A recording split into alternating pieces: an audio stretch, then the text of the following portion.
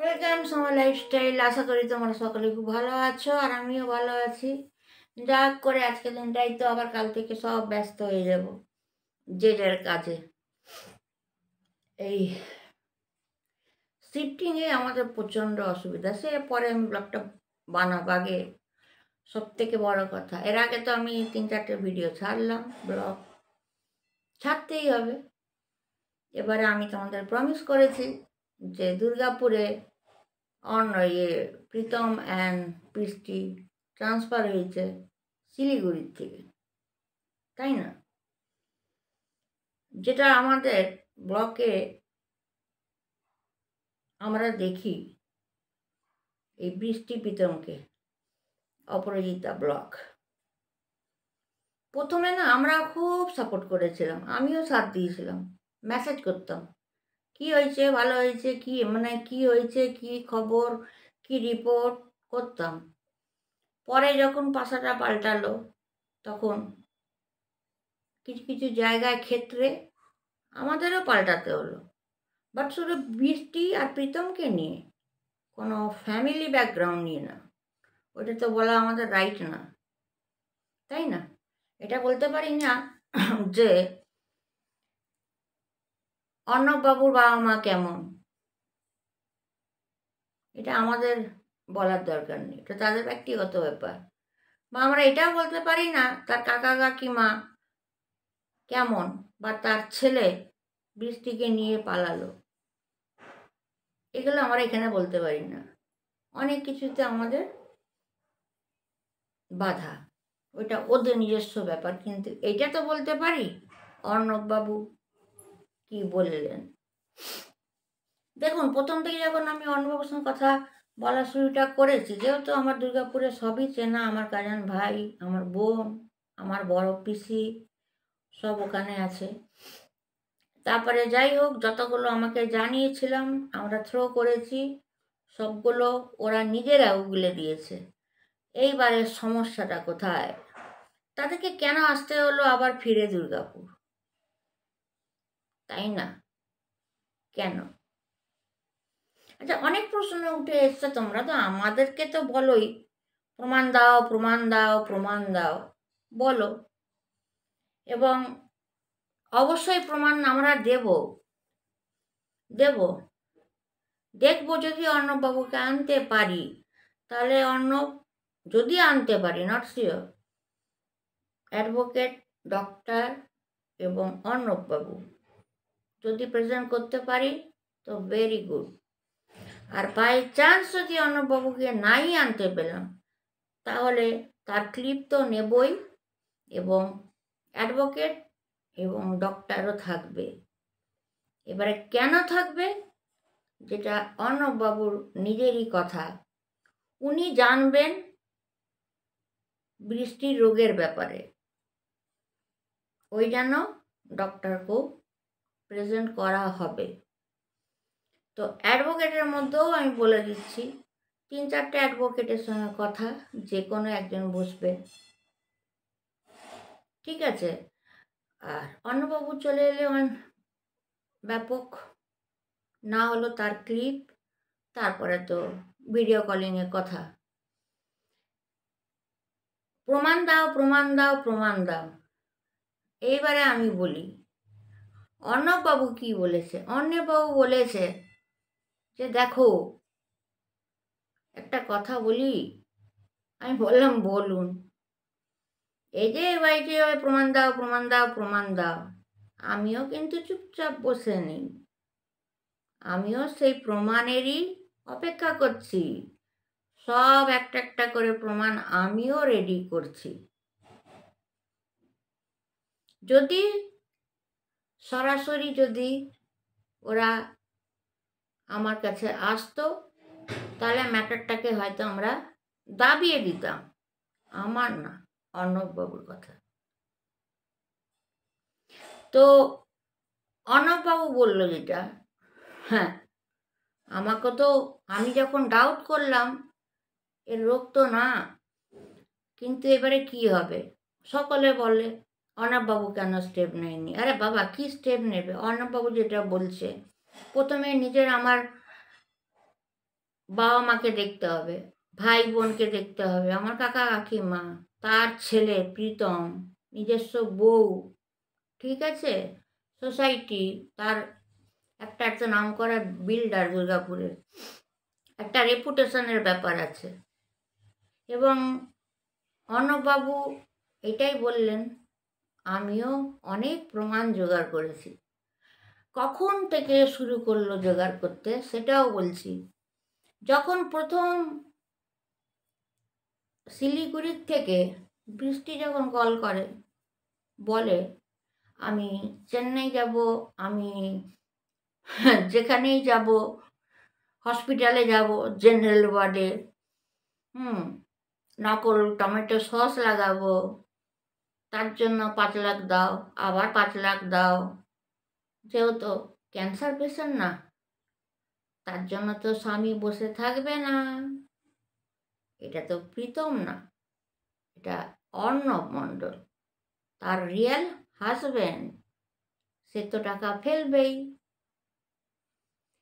তখন থেকে প্রথম অ্যালার্ট হলো অর্ণব মণ্ডল। আর সেকেন্ড অ্যালার্ট হলো কোথায়? যখন তাদের বাড়িতে কিছু কমিটির লোক পাঠিয়েছিল, যেটা প্রীতম দেখা করতে দেয়নি, বলেছিল মেন্টালি ডিস্টার্ব আছে, একদম ডিপ্রেশনে আছে, ভুলভাল বকে, কারোর সঙ্গে কথা বলতে দেব না। কেন পাঠিয়েছিল অর্ণববাবু? বসে একটা মিউচুয়াল করার জন্য। সেটাও হলো না, ওখানেই লাগলো খটকা। তারপরে অর্ণববাবু ভাবলো এটা তো এবারে লিগালি স্টেপ তো নিতে হবে, কিন্তু নিতে যে হবে তাকেও তো প্রমাণ রাখতে হবে। কেন কি, যেখানে বৃষ্টি বলে দিচ্ছে আমাকে মারতো, আমাকে কাটতো, আমাকে সিগারেটে ছ্যাঁকা দিত, আমাকে খেতে দিত না, কাপড় দিত না, কত নাটক তো দিত না, তো সেরকম অর্ণব মণ্ডলকেও তো জোগাড় করতে হচ্ছে। কে কাকে ভয় পাওয়াতো, কে কার ওপরে অত্যাচার করতো, তাকেও তো তার প্রমাণ রেডি করতে হচ্ছে। প্রথম এটা গেল। অর্ণববাবু অলরেডি ওর ট্রিটমেন্টের সব কিছু জেনে নিয়েছে, যেটা আমিও জেনে গেছি। নিজের মুখে বলেছেন, টোটাল ধরে নিয়েছেন, কোথায় গিয়েছিল, কি চেক আপ হয়েছে, কোন ডক্টর দেখেছে, কোথায় কত টাকা খরচা হয়েছে, আদৌ ক্যান্সার কিনা, আদেও চোখ থেকে রক্ত বেরিয়েছে কিনা, আদেও একদিকে ডান দিকে পার্টস অফ বডি সব ড্যামেজ হতে শুরু করেছে, সব খবর নিয়ে প্রমাণ জোগাড় করেছে। আরে বাবা, বিল্ডার অশিক্ষিত তো না, শিক্ষিত। যেমন টাকা পেলেছে, বৃষ্টির মা বাবার কথা শুনে, জামাই জামাই জামাই সাথ দেব। আরে সাথ দেব তো কি সাথ দিলে? প্রথমবার সাথ দিলে, দ্বিতীয়বার যখন জামাই ঢোকে এখন কোনো কথা বলতে চাই না। বাহ, অর্ণববাবু যে এখানে বলে আমার বউ আমি টাকা দিচ্ছি, কোনো কথা বলবে না। যাই হোক, হয়ে গেল। তো নিজের বউ বলে টাকা ফেলে গেছে, ওটা রিয়েল ভেবেছিল। কিন্তু কিছু জিনিস, সেটা আমি বলবো না এখানে প্ল্যাটফর্মে, কিছু জিনিস আরও দেখে তারপর থেকেই অর্ণববাবুও লোক লাগিয়ে দেয় চারিদিকে। প্রমাণ জোগাড় করতে হবে, প্রমাণ না জোগাড় করলে অর্ণববাবু বসবে কি করে প্রীতমের এগেনস্টে? ওরা প্রত্যেক দিন একটা করে পাশা পাল্টাচ্ছে। অর্ণববাবু যেটা আমাকে বলছে, পারে কি করে পারে এরকম করে নাটক করতে? তার বাচ্চাকেও এত ভালোবাসে, মানে তুলনার বাইরে। অর্ণববাবু এত ভালোভাবে রেখেছিল, এক ফোঁটা অর্ণববাবু বুঝতে পারেনি। বলছে, যখন আমার ভাই আসতো আমি ভাবতাম দেওর বৌদির মধ্যে গল্প হচ্ছে, এক ফোঁটা বুঝতে পারিনি। আচ্ছা, কি করে বুঝবে বলো? প্রীতম আসছে, সেটা তার ভাই, বৃষ্টির দেওররা হয় না, বৌদির পেছনে লাগে, কত মানে ফানিগিরি করে। এইটাই হয়ে গেছে অর্ণব মণ্ডলের সবথেকে বড় জাজমেন্ট করাটা ভুল। নিজে স্বীকার করছে, আমি বুঝতে পারিনি। আমার ভাই যখন আসতো, যখন চা খেত সোফায় বসে, কফি খেতে, যাই হোক, হাসি ঠাট্টা গল্প, আমিও থাকতাম, এমনভাবে রিয়্যাক্ট করতো না যেন মনে হতো বৌদি, এদিকে প্রীতম, মানে ভাঙটা দেখাতো রিয়ালি বৌদি অ্যান্ড দেওর। এই ভ্যাংটা দেখাতো না যে আমার মধ্যে ওর মধ্যে প্রেম আছে, ও এইটাই ভাবতো। তারপরে অর্ণববাবু কী করতো? হ্যাঁ, ভাই বসে আছে, বসে থাক না, এ তো নিয়মই। আমি আমার কাজে বেরিয়ে যাই। কাজে বেরিয়ে যেত। কাজে বেরিয়ে যাওয়ার পরেই দেওর বৌদি যেটা অর্ণব মণ্ডলের সামনে যেটা প্রেজেন্ট করতো, অর্ণব মণ্ডল বেরিয়ে গেলেই ছিটকিনি লাগিয়ে দিয়েই ওরা শুরু হয়ে যেত হাজব্যান্ড ওয়াইফ। ভাবুন। এবং অর্ণববাবু আমি ভাবতে পারিনি এই যে এলিগেশনগুলো লাগিয়েছে কতটা নিষ্ঠুর। কিন্তু অর্ণববাবু বলছে এইসব প্ল্যানিং আমার বউর হতে পারে না। তুমি বৃষ্টি সিগারেটের ছ্যাঁকা দিয়ে বলছে সুইসাইড করবো, ও বলছে এটা বৃষ্টি করতে পারে না। রান্নাঘরে ঢুকে সিলিন্ডার জ্বালিয়ে দেবো, এটা বৃষ্টি করতে পারে না। বাথরুমে গেছি, পেছন থেকে ছিটকিনি লাগিয়ে দিয়েছে, এটা বৃষ্টি করতে পারে না। আবার সঙ্গে সঙ্গে প্রীতম খুলে দেয়, এগুলো বৃষ্টি। আমার বউকে আমি চিনি না কোনটা করতে পারে, এটা প্রেশার ক্রিয়েট করে করানো।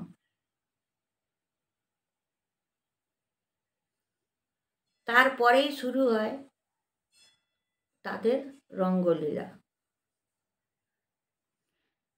ওই রঙ্গলীলাতে এত ভয় পাওয়াতো, পার ডে ওদের হোম ডেলিভারি আসতো 1000-1200 খাবার পার ডে। রান্নাই করতো না, চা কফি ছাড়া। তাও অর্ণববাবু তার বউকে সব কিছু হোম ডেলিভারি করে খাওয়াতো। বৃষ্টি খুব খেতে ভালোবাসে। তারপর ওকে ধমকি দেখানো, ওর কাছ থেকে টাকা নেওয়া। এবং দীঘাতেও যখন 4 মাস ছিল, যেটা সিঙ্গেল মাদার বলে, ওখানেও প্রীতম ইনভলভ ছিল। জিনিসটা না প্রচণ্ড গভীরে চলে যাচ্ছে। যত শুনছি অর্ণববাবুর কাছে, অত আমি অবাক হয়ে যাচ্ছি।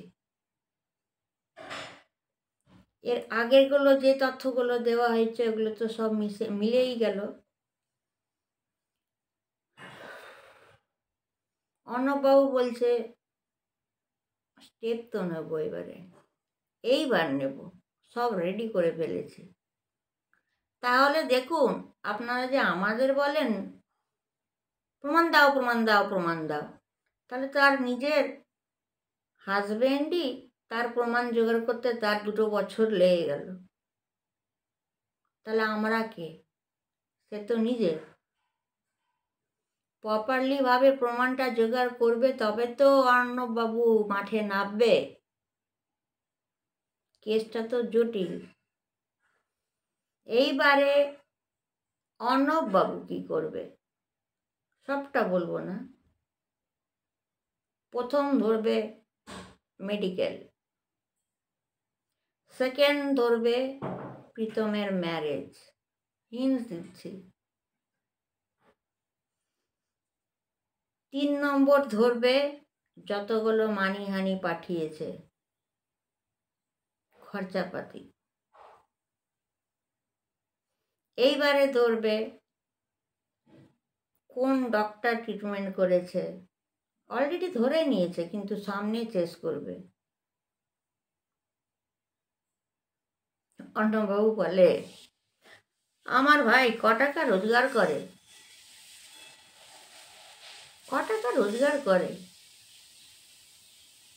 এত ভালো মন্দ খাচ্ছে, উনিও সব ব্লগ দেখছেন, ছাড়ছেন না,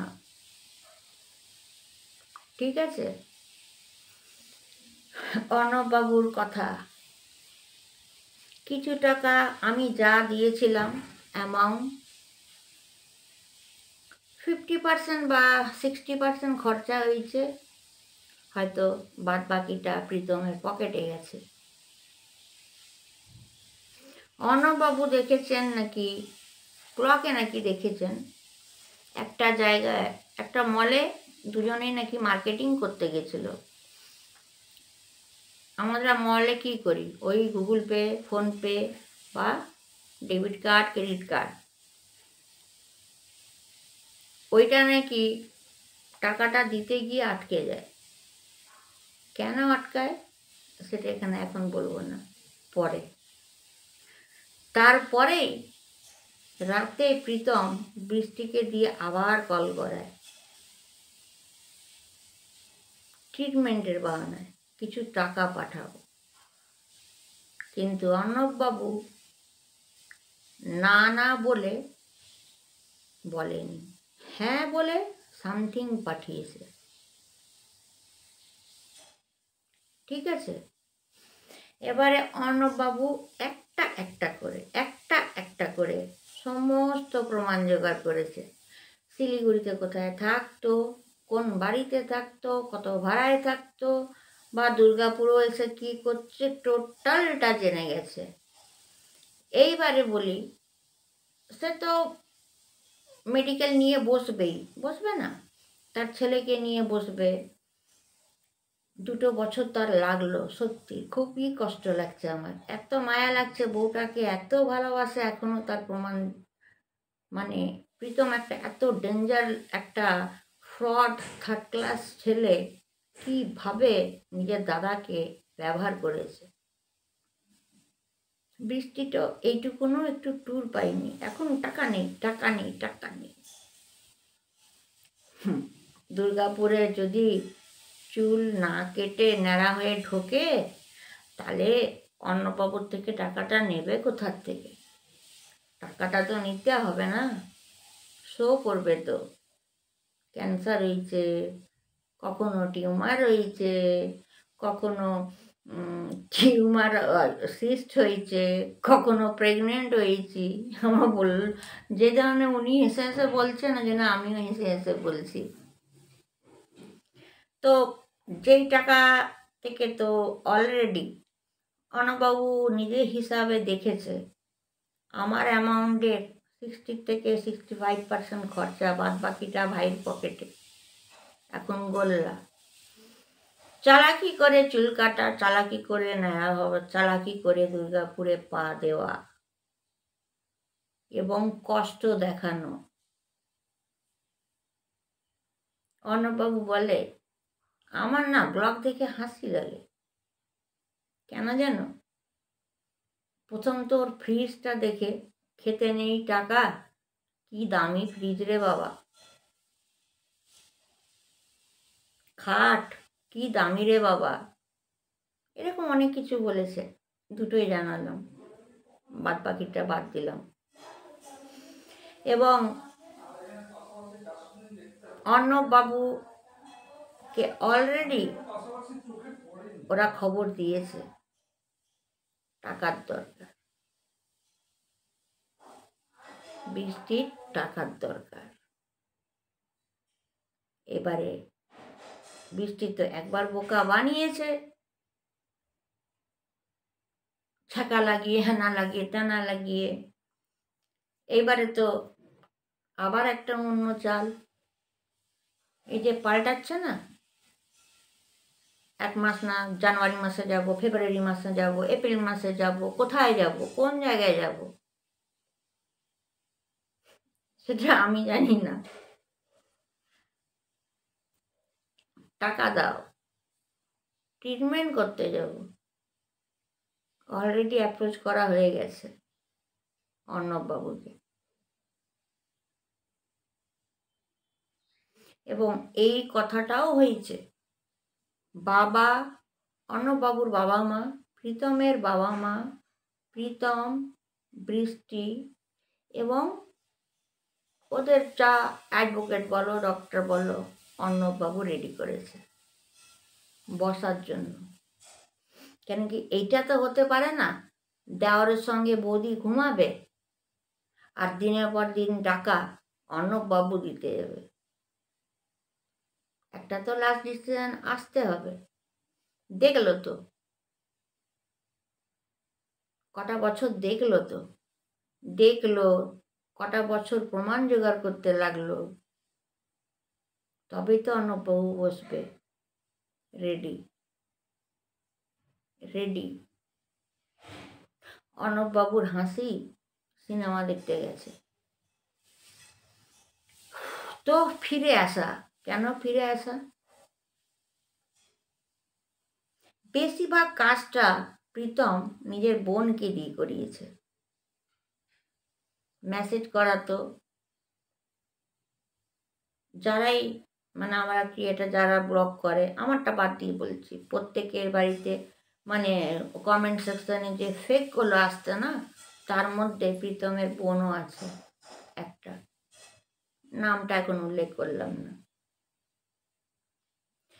ব্যাপারটা মূল কারণ প্রীতম আবার ব্রেনটাকে ওয়াশ করেছে বৃষ্টির, আবার কিছু টানার হয়তো টানবে, বেশ কিছু অ্যামাউন্ট নেবে, নিয়ে হয়তো থাকবে দুর্গাপুরে। আর টাকা ফেললে দুর্গাপুর থেকে শিলিগুড়ি যেতে আর কদিন লাগবে? লক্ষ লক্ষ টাকা পেলে কি আছে, আবার চলে যাবে। এত ভালো করে প্যাকিং করে যা মাল এলো, ওটাও অর্ণববাবু হাসছে। প্যাকিং করাটাতেও মানুষ মানে ওরা বোধহয় 20-25 হাজার টাকা নেবে। ভাবো, প্ল্যানিং।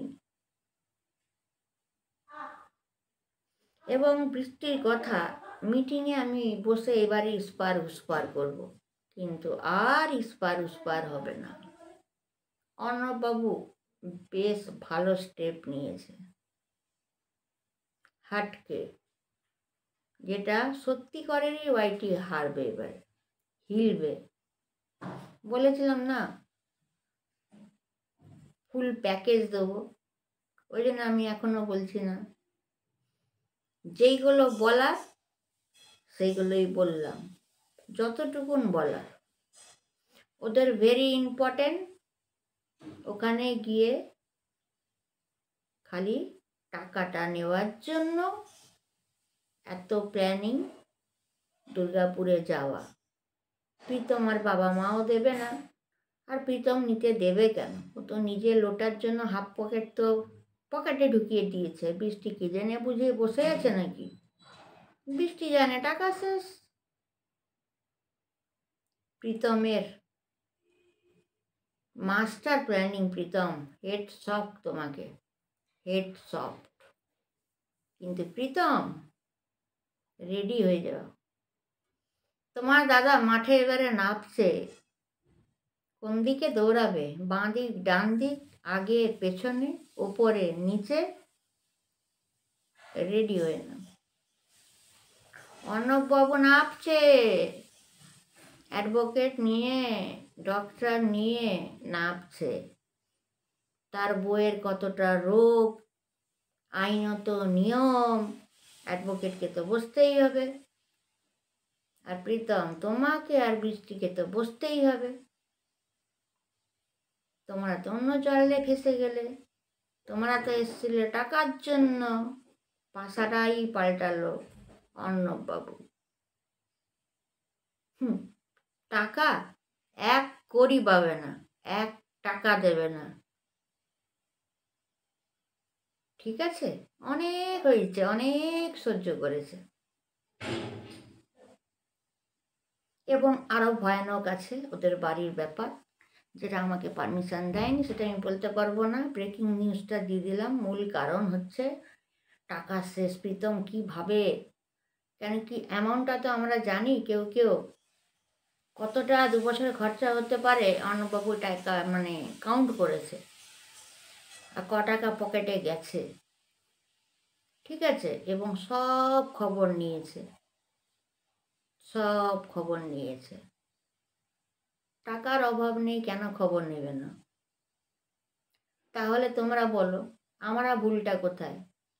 প্রমাণ দাও, প্রমাণ দাও, প্রমাণ দাও। অর্ণববাবু বলছে আমারই প্রমাণ নিতে যদি এত দেরি হয়, তো তুমি কি করে প্রমাণ জোগাড় করবে?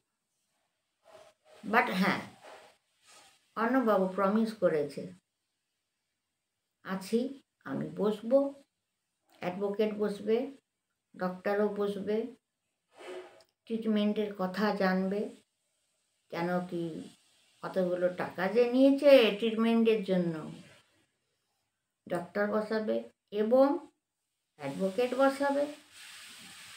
ওখানে দেখতে হবে কে কাকে বিয়ে করেছে, কে কাকে রেজিস্ট্রি ম্যারেজ করেছে, কোনো মিউচুয়াল ডিভোর্স হয়েছে কি না, একটু উলঝে দিলাম। অ্যাডভোকেটও বসাবে। একটু সময়, সব রেডি, একটু সময়।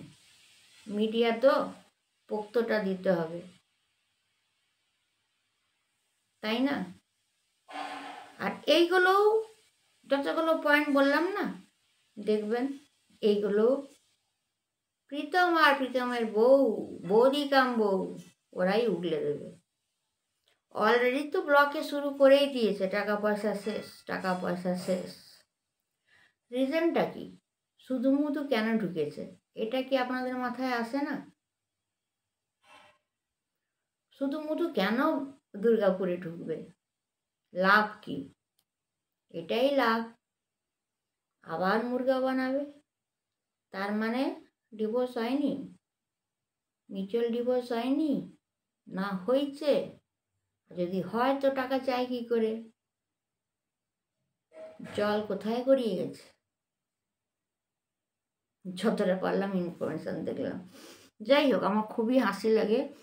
তবে হ্যাঁ, আমি সকালে ক্লিয়ার করে দিয়েছি। আর দেখুন না, আমাদের কোনো প্যাকেজ কিছুই দিতে হবে না, অলরেডি ওরাই সব খোলস খুলবে, নিজেরাই বলে দেবে, আবেগে বিবেকে বলে দেবে। চলুন, যাই হোক, অর্ণববাবু বিশাল বিশাল ধন্যবাদ অর্ণববাবুকে, অর্ণব মণ্ডলকে। এখান থেকেই আমাকেও অনেক দৌড়ঝাঁপ করতে হয়েছে। হ্যাঁ, হড়বড়েই গড়বড় হয়, সব জিনিসের সময় নিতে হয়। তাও অর্ণববাবু বলেছে এখন কিচ্ছু না, যতটা বলার এটা তো আমাকে বলতে বলেইছে, বাদ বাকি আরগুলো সব চেপে গেলাম। আরও কটা দিন দেখি খোলাসাটা।